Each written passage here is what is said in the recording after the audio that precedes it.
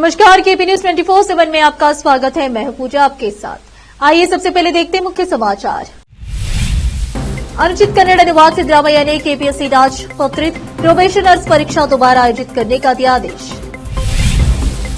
कर्नाटक के बेंगलुरु में भाजपा नेता के खिलाफ मामला दर्ज, महिला को होटल में बुलाकर यौन उत्पीड़न करने का आरोप। आंध्र और तेलंगाना में भारी बारिश से 27 लोगों की मौत, 100 से अधिक ट्रेनें रद्द, कई इलाके पानी पानी।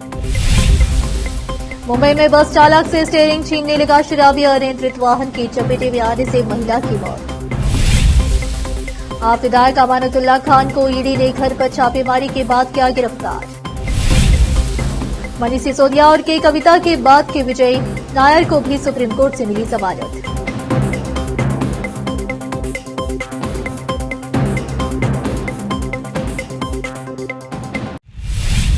अब समाचार विस्तार से। बीदर में गांधीगंज से बोमगंडेश्वर सर्कल जाने वाले रेलवे ब्रिज के नीचे बारिश का पानी जमा हुआ है। इससे राहगीरों और वाहन चालकों को काफी दिक्कत हो रही है। यहाँ पर इतने सारे खड्डे हैं कि वाहन चालकों को उस पानी में से गुजरने के लिए डर लगने लगा है। नगर प्रशासन को इस समस्या का समाधान जल्द से जल्द करना चाहिए। केपी न्यूज के लिए मोहम्मद यासीन की रिपोर्ट। कर्नाटक के मुख्यमंत्री सिद्धरामैया ने सोमवार को घोषणा की कि उन्होंने कर्नाटक लोक सेवा आयोग केपीसीसी को राज्यपत्रित प्रोबेशनर्स परीक्षा फिर से आयोजित करने का निर्देश दिया है। ऐसी रिपोर्टों के आलोक में के अनुचित कन्नड़ अनुवाद किए गए हैं। एक्स को संबोधित करते हुए कांग्रेस नेता ने कहा कि सभी उम्मीदवारों के लिए निष्पक्षता सुनिश्चित करने के लिए परीक्षा 2 महीने के भीतर आयोजित की जाएगी। उन्होंने यह भी कहा कि खामियों के लिए जिम्मेदार लोगों को उनके कर्तव्यों से मुक्त कर दिया गया है। सीएम ने वादा किया, आगामी परीक्षा पूरी जिम्मेदारी और जवाबदेही के साथ पूरी सावधानी के साथ आयोजित की जाएगी। उन्होंने कहा, हम अपनी भर्ती प्रक्रियाओं की अखंडता को बनाए रखने के लिए प्रतिबद्ध है। कर्नाटक में बेंगलुरु में भाजपा नेता अरुण कुमार पुतली के खिलाफ पिछले साल एक महिला से यौन उत्पीड़न के आरोप में मामला दर्ज किया गया है। पुलिस ने सोमवार को इसकी जानकारी दी। यह अपराध बेंगलुरु के एक होटल में हुआ, जहां महिला पुतला द्वारा शुरू किए गए हिंदू समर्थक आंदोलन में शामिल होना चाहती थी। बाद में महिला ने भाजपा नेता को सोशल मीडिया पर भी फॉलो किया। 1 सितंबर को दक्षिण कन्नड़ जिले के पुत्तूरू में महिला पुलिस स्टेशन में दर्ज एफआईआर के अनुसार पुतला ने महिला के भरोसे का फायदा उठाया और उसे बेंगलुरु के एक लॉज में बुलाया। भाजपा नेता ने महिला को ब्लैकमेल करने के साथ जान से मारने की धमकी देते हुए उसके साथ यौन उत्पीड़न किया। शिकायतकर्ता ने बताया कि भाजपा नेता उसे यह धमकी देता था कि उसके पास महिला की तस्वीर, सेल्फी, ऑडियो और वीडियो है जो समाज में उसकी महिला की छवि को खराब कर सकता है। गुजरात के बाद आंध्र प्रदेश और तेलंगाना में भी बारिश का कहर देखने को मिल रहा है। दोनों राज्य की कई नदियां उफान पर है। बाढ़ग्रस्त इलाकों से हजारों लोगों को निकालकर राहत शिविरों में पहुंचाया है। जलभराव के कारण रविवार को सड़क और रेल यातायात भी रुका हुआ है। दक्षिण मध्य रेलवे नेटवर्क पर कई स्थानों पर भारी बारिश और जलभराव के कारण अब तक 100 से अधिक ट्रेनें रद्द कर दी गई है, जबकि कई अन्य को डाइवर्ट किया गया है। महाराष्ट्र में मुंबई के लालबाग इलाके में एक अनियंत्रित बीईएसटी की बस की चपेटे में आने से 27 वर्षीय महिला घायल हो गई थी, जिसके अस्पताल में इलाज के दौरान मौत हो गई। बस में एक शराबी व्यक्ति द्वारा स्टीयरिंग छीनने की कोशिश में चालक ने वाहन से नियंत्रण खो दिया।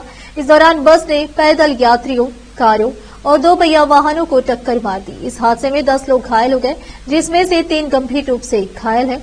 बता दें कि ब्रह्म Mumbai electric supply and transport best उपक्रम मुंबई नागरिक निकाय बीएमसी की परिवहन शाखा है। पुलिस ने बताया कि इस हादसे में जान गंवाने वाली महिला की पहचान नुपुरा मनियार के तौर पर की गई है। कुछ घायलों का अभी तक अस्पताल में इलाज जारी है। शराबी आरोपी दत्ता शिंदे को पुलिस ने गिरफ्तार कर लिया है। उसके खिलाफ भारतीय न्याय संहिता की विभिन्न धाराओं के तहत मामला दर्ज किया गया है। अब फिलहाल एक छोटा सा ब्रेक। कील मुहासों की दाग, मस्सा, बालों का झड़ना, गंजापन, चेहरे पर अनचाहे बालों से परेशान लोगों के लिए खुशखबरी।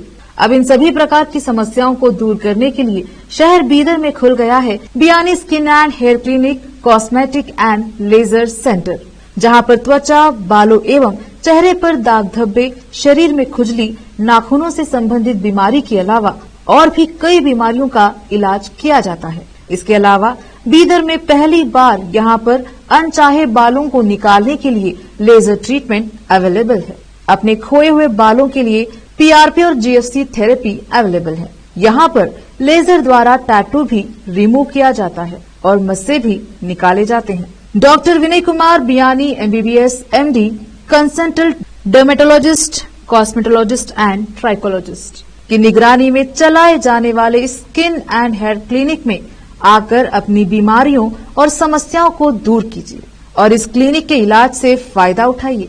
आज ही चले आइए। यहाँ पर बीदर के अलावा महाराष्ट्र और तेलंगाना से भी पेशेंट आकर लाभ उठा रहे हैं। पहले PRP थेरेपी और लेजर ट्रीटमेंट के लिए लोग हैदराबाद जाते थे, अब यह सब चीजें यहीं बीदर में उपलब्ध है। नई कमान के पास बस स्टॉप के सामने बिल्डिंग में हमारा क्लिनिक है। चले आइए Biyani skin and hair clinic, cosmetic and laser centre. Timing सुबह 11 बजे से 9 बजे तक, 11 to 9 PM। अपॉइंटमेंट के लिए इस नंबर पर संपर्क कीजिए 9243573333। ब्रेक के बाद आपका स्वागत है। आइए देखते हैं समाचार। प्रवर्तन निर्देशालय ED ने मनी लॉन्ड्रिंग के एक मामले में जांच के तहत सोमवार को आम आदमी पार्टी आप के विधायक अमानतुल्लाह खान और उनसे जुड़े कुछ अन्य लोगों को गिरफ्तार कर लिया। आधिकारिक सूत्रों ने यह जानकारी दी। जांच एजेंसी की राष्ट्रीय राजधानी में ओखला इलाके में स्थित अमानतुल्लाह खान के आवास पर तलाशी लेने के बाद PMLA के प्रावधानों के तहत उन्हें हिरासत में लिया गया। विधायक के खिलाफ धन शोधन का मामला 2 प्राथमिकी से जुड़ा है। वक्फ बोर्ड में अनियमितताओं के आरोप में खान के खिलाफ एक प्राथमिकी केंद्रीय अन्वेषण ब्यूरो CBI ने दर्ज कराई थी, जबकि दूसरी प्राथमिकी आय से अधिक संपत्ति मामले में दिल्ली के भ्रष्टाचार निरोधक ब्यूरो ACB ने दर्ज कराई थी। सूत्रों ने कहा कि खान ने ED के कम से कम 10 समन को नजरअंदाज किया। आखिरी बार वह अप्रैल में ED के समक्ष पूछताछ के लिए पेश हुए थे। भाजपा विधायक नीतीश राणे एक बार फिर मुश्किलों में घिरते दिख रहे हैं। उनके खिलाफ 2 प्राथमिकी दर्ज की गई है। अहमदनगर पुलिस के मुताबिक बीते दिन अहमदनगर जिले के श्रीरामपुर और तोपखाना पुलिस के इलाके में 2 अलग अलग मौकों पर भड़काऊ भाषण देने के लिए भाजपा विधायक नीतीश राणे के खिलाफ FIR दर्ज की गई है। नीतीश राणे ने अहमदनगर में सकल हिंदू समाज आंदोलन में हिस्सा लिया था और वहां भाषण दिए थे। दिल्ली शराब घोटाला मामले में आम आदमी पार्टी के पूर्व मीडिया प्रभारी और आरोपी विजय नायर को सुप्रीम कोर्ट से बड़ी राहत मिली है। सुप्रीम कोर्ट ने विजय नायर को जमानत दे दी है। विजय नायर 23 महीने से जेल में बंद है। सुप्रीम कोर्ट से जमानत के बाद विजय नायर जेल से बाहर आना तय हो गया है। मनीष सिसोदिया और के कविता की जमानत को आधार बनाकर विजय नायर को जमानत दी गई है। विजय नायर को जमानत देते हुए अदालत ने कहा कि अनुच्छेद 21 के तहत स्वतंत्रता का अधिकार पवित्र है और इसका सम्मान उन मामलों में भी किया जाना चाहिए जहां कड़े प्रावधान लागू किए गए हैं। याचिकाकर्ता 23 महीने से हिरासत में है और उसे विचाराधीन कैदी के रूप में रखा गया है। बिना मुकदमा शुरू किए यह सजा का तारीख नहीं हो सकता। प्रधानमंत्री नरेंद्र मोदी 3 से 4 सितंबर के दौरान ब्रुनेई की यात्रा पर रहेंगे। भारत के विदेश मंत्रालय के अनुसार यात्राओं से ब्रुनेई और द्विपक्षीय तथा क्षेत्रीय एवं बहुपक्षीय सहयोग और मजबूत होगा। विदेश मंत्रालय के मुताबिक PM नरेंद्र मोदी सुल्तान हाजी हसनल बोल्किया के निमंत्रण पर ब्रुनेई की यात्रा करेंगे। PM मोदी की ब्रुनेई की ये पहली द्विपक्षीय यात्रा होगी। विदेश मंत्रालय के प्रवक्ता रणधीर जायसवाल ने प्रेस ब्रीफिंग में कहा कि प्रधानमंत्री नरेंद्र मोदी 3 और 4 सितंबर 2024 को ब्रुनेई का दौरा करने वाले हैं। PM मोदी की ये यात्रा सुल्तान हाजी हसनल बोल्किया के निमंत्रण पर होगी। यह किसी भारतीय प्रधानमंत्री की ब्रुनेई की पहली द्विपक्षीय यात्रा होगी। इसके बाद PM मोदी ब्रुनेई से सिंगापुर के प्रधानमंत्री लॉरेंस वोंग के बुलावे पर 4 और 5 सितंबर 2024 को सिंगापुर का दौरा करेंगे। अब फिलहाल लेते एक और छोटा सा ब्रेक।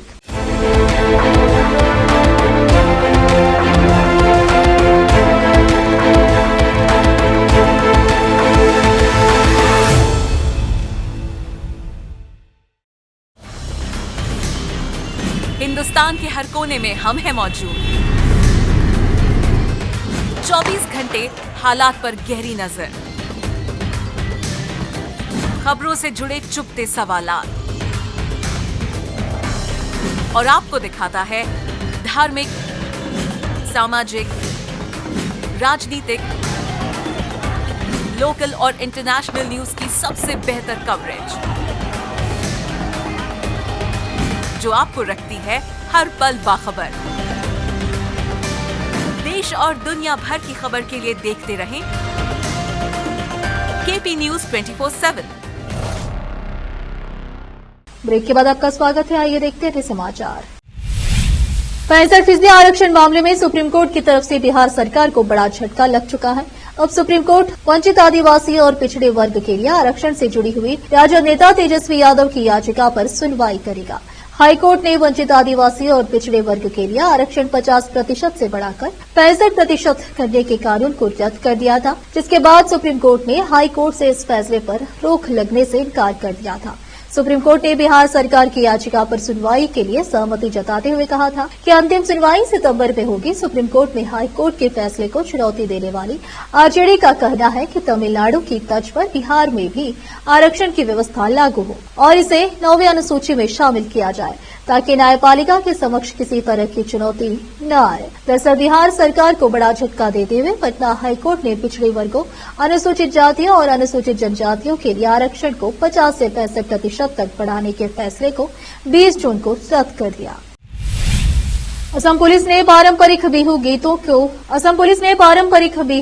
के बोल बदलकर विवादित गाने बनाने के आरोप में जाने माने यूट्यूबर और गायक अल्ताफ हुसैन को अरेस्ट कर लिया है। उन पर अपने गानों के जरिए दो समुदायों के बीच शत्रुता भड़काने का आरोप है। इस विवादास्पद गाने के बोल ऐतुन बाबू और मौसमी चौधरी के बांग्लादेश विरोधी गीत देश तो तुम्हारा बापर नाकी से मिलते जुलते हैं। इसका मतलब है ये देश तुम्हारे बाप का नहीं है। इस गाने की आलोचना के बावजूद असम के धुबरी जिले के निवासी अल्ताफ हुसैन के इस गाने को सोशल मीडिया प्लेटफॉर्म पर हजारों बार देखा गया है। यूट्यूबर की गिरफ्तारी पर असम के मुख्यमंत्री हेमंत बिस्वा शर्मा ने कड़ी प्रतिक्रिया दी है। आखिर में फिर एक बार देखते हैं मुख्य समाचार। अनुचित कन्नड़ निवासी ड्रामैया ने केपीएससी राजपत्रित प्रोबेशनर्स परीक्षा दोबारा आयोजित करने का दिया आदेश। कर्नाटक के बेंगलुरु में भाजपा नेता के खिलाफ मामला दर्ज, महिला को होटल में बुलाकर यौन उत्पीड़न करने का आरोप। आंध्र और तेलंगाना में भारी बारिश से 27 लोगों की मौत, 100 से अधिक ट्रेनें रद्द, कई इलाके पानी पानी। मुंबई में बस चालक से स्टीयरिंग छीनने लगा शराबी, अनियंत्रित वाहन की चपेटे में आने से महिला की मौत। आप विधायक अमानतुल्लाह खान को ईडी ने घर पर छापेमारी के बाद किया गिरफ्तार। मनीष सिसोदिया और के कविता के बाद के विजय नायर को भी सुप्रीम कोर्ट से मिली जमानत।